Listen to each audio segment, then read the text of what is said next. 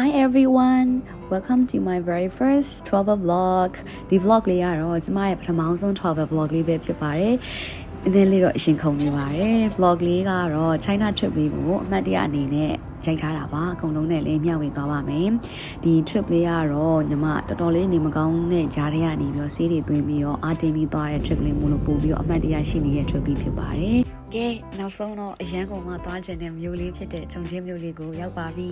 ။ဒါကတော့ဒီ self check ပေါ့နော် immigration မဝင်ခင်ကိုယ့်အကူ check လုပ်တာပါ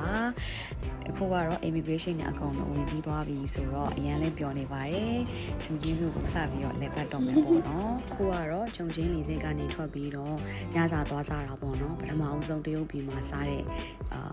ညစာလေးပဲဖြစ်ပါတယ်ပေါ့နော်။သူတို့စီမှာတော့လိုင်ကောင်းနေရနေဖြတ်ပြီးသွားတာတော့များတယ်။ညစာသွားစားမယ့်ဆိုင်လေးကတော့နာမည်အရန်ကြီးရပေါ့နော်။ကမ္ဘာအကြီးဆုံး hot pot ဆိုင်လို့နာမည်ကြီးတဲ့ဖီဘာယွမ်ပေါ့နော်။အဲ့ကိုရောက်နေရပါ။သူ့စီမှာကတော့လူကြီး9800ကျော်လောက်ဆန့်နေပေါ့နော်။စပွဲပေါင်း888ခုံစပွဲရှိရဲဆိုပြီးတော့နာမည်ကြီးရပေါ့နော်။ဒါကတော့သူ့ရဲ့ဆိုင်ရရှိတဲ့နက်နက်ချက်ကိုအလားဆင်ထားတဲ့ပုံလေးပေါ့နော်။ဒါကတော့ပထမဆုံးခြုံချင်း hot pot စားမယ်ပေါ့နော်။ကိုကတော့နေမကောင်းတော့မှုစွပ်ပြုတ်အချိုလေးပဲပေါ့နော်။ဒါလည်းမစားတက်လို့ပဲပေါ့နော်။ကိုကတော့တီးတန့်လေးစားပါတယ်။ဒီဟာလေးကတော့ဖီဘာယွမ်ရဲ့ညဘက် view လေးပေါ့နော်။အရန်လှပါတယ်။ကားပေါ်ကနေခြုံချင်း river view လေးကိုလည်းရိုက်ပြထားတာဖြစ်ပါတယ်။အခုရောက်နေရတော့ရှစ်ပါးချီလို့ခေါ်တဲ့နေရာလေးပါ။ဒါကတော့ကျမနဲ့ကျမရဲ့အခန်းပေါ်အမနဲ့အမတ်တယောက်လေးပေါ့နော်အရန်ကိုသဘောကောင်းတဲ့အမလေးပါဒါကတော့ကျမတို့ဒီရှစ်ပါးချီကိုသွားပြီးတော့လက်လေကြည့်ရှု shopping tour မှာဖြစ်ပါတယ်စားကျင်စရာလေးတွေကိုပဲရိုက်ထားတာပါသူကတော့ Old Street လေးပေါ့နော်ဒီခြုံချင်းရဲ့တမိုင်းနဲ့ယဉ်ကျေးမှုထင်ဟပ်စေတဲ့ Old Street လေးတစ်ခုပေါ့နော်သူက6ခင်းလမ်းနေရှေးဟောက်အဆောက်အဦတွေလမ်းမေးဈေးဆိုင်တွေကလေရိုးရအငွေသက်တွေသူအပြည့်အဝခံစားလို့ရအောင်လုပ်ထားတယ်ဒီဘယ်လိုပြောရမလဲအရန်ဟိုမှလှတယ်လို့ပဲပြောရမှာပေါ့နော်ဒီရိုးရအငွေသက်ထင်ဟပ်စေတဲ့နေရာလေး Old Street လေးပေါ့နော်ဒီနေရာမှာ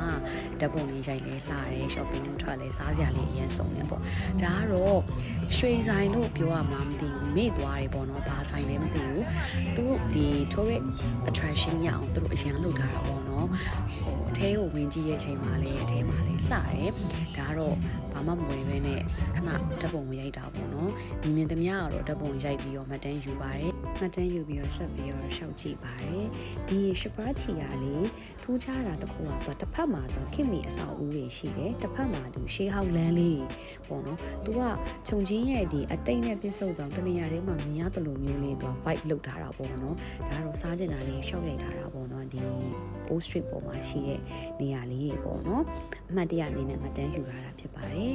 ဒါကတော့ကျမရဲ့ China trip day 1နဲ့ပထမအဆုံး travel vlog လေးဖြစ်ပါတယ်။ခုမှစလုပ်တာဆိုတော့အမားလေးလိုအပ်တာလေးရှင်းနားလည်ပေးပါဦးလို့ဒီထက်ပိုကြိုးစားပါဦးမယ်လို့အားလုံးပဲတတာပါ။နောက်ထပ် vlog လေးနဲ့ပြန်လာခဲ့ပါဦးမယ်ရှင်။ See you in my next video. Bye.